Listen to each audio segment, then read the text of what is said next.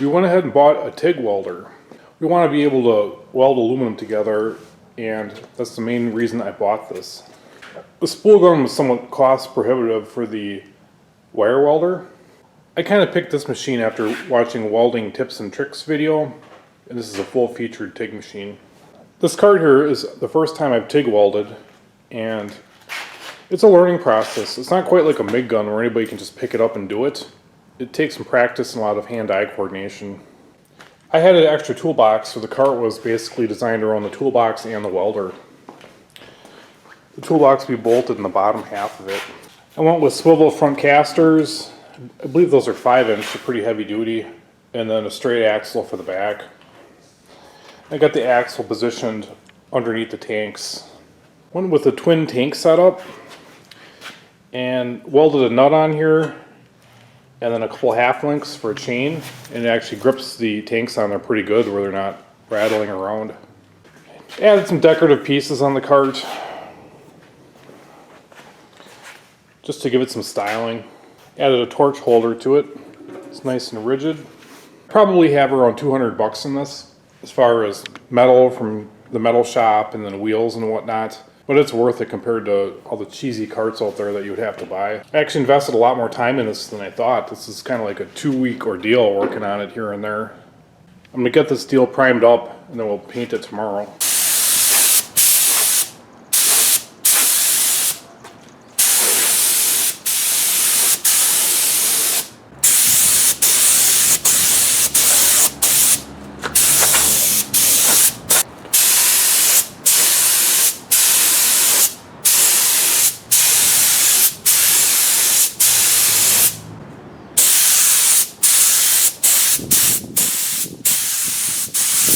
I used a spot weld cutter to get the top off this box, and it left a jagged edge where it went through and it blew through the top in some places.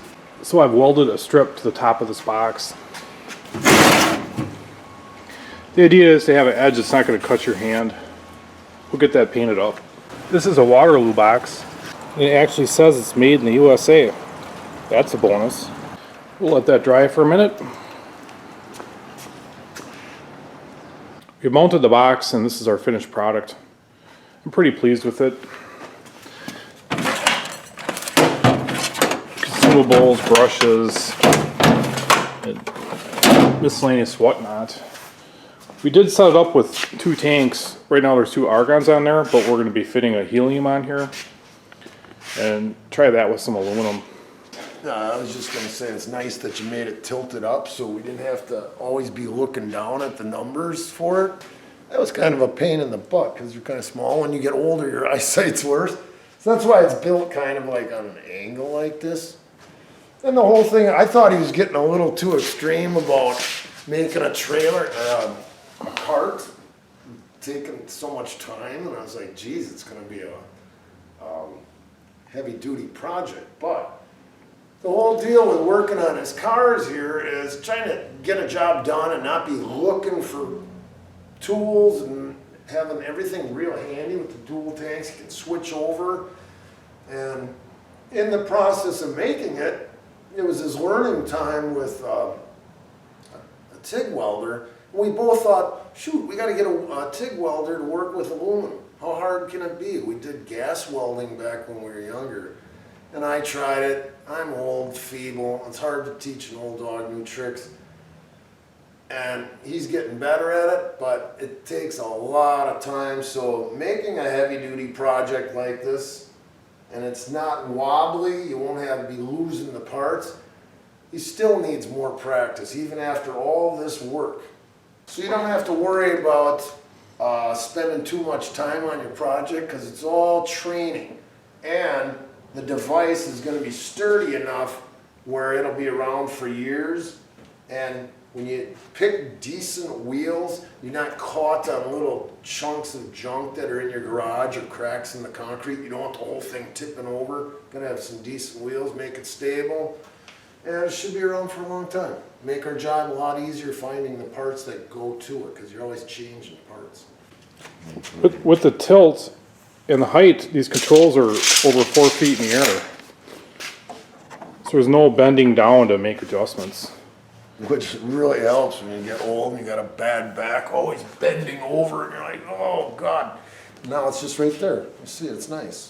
The little device makes it convenient. You know, you don't want to have this thing falling because parts are fragile and they break. And it's magnetic. And you keep it right next to your part while you're moving stuff around there. It sits right in there. It's not falling. These things start getting expensive, or you might be in the middle of your project and all of a sudden you break your torch. So this little device is worth its weight in gold. It makes for storage of the torch kind of nice too. You just kind of throw it in there and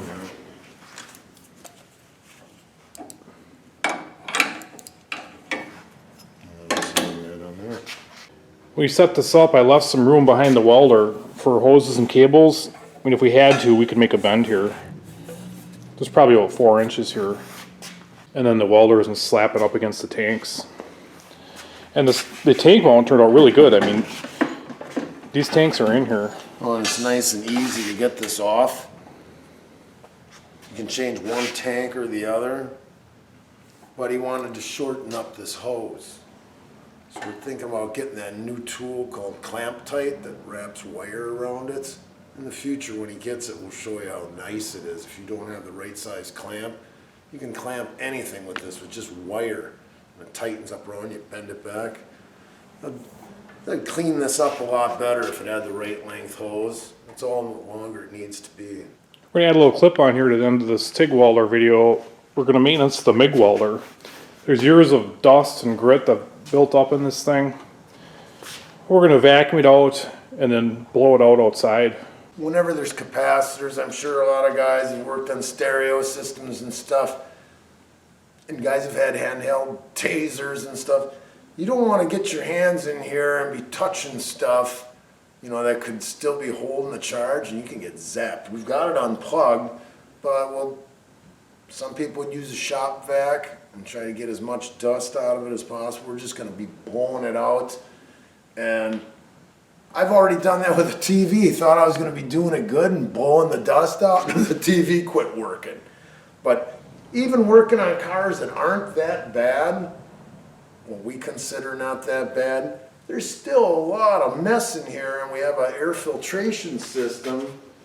And like during the winter time when we got the heater going, those things clog up, and we were so cheap we're blowing them out instead of putting new filters in there.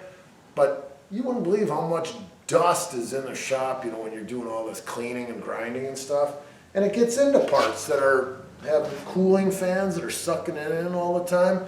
You could continue working like that, but if you can clean it out, it'll stay cooler, and the duty cycle on the welder will be longer, and you won't overheat it and melt it down. You got to take care of your stuff.